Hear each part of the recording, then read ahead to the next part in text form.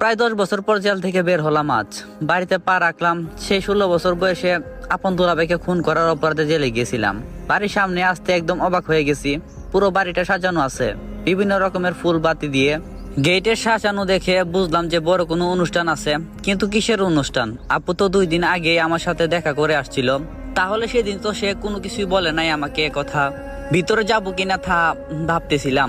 গেটের সামনে দাঁড়িয়েছিলাম, তখন পিছন থেকে কেউ একজন আমাকে ধাক্কা দিল। কি মশাই, কি চাই এখানে? 15 থেকে 16 বছরের একটা যুবক ছেলে কথাটা বলল। আমি বললাম যে আজ এখানে কিসের অনুষ্ঠান? ছেলেটা বলল আমার ছোট খালামণি নিহার বিয়ে। ছেলেটার মুখে এমন কথা বা নিউজটা শুনে আমি অবাক হয়ে গেলাম। ছেলেটা বলল, তা আপনি এখানে কি চান? তখন আমি বললাম, তুমি চিনবে না, তোমার খালামণিকে গিয়ে বলো যে তোমার কলিজা আজ ছাড়া পেয়েছে। ছেলেটা বলল, মানে কি? তখন আমি বললাম যে আমি যা বলছি তাই করো। ছেলেটা আম্মু আম্মু নানা ভাই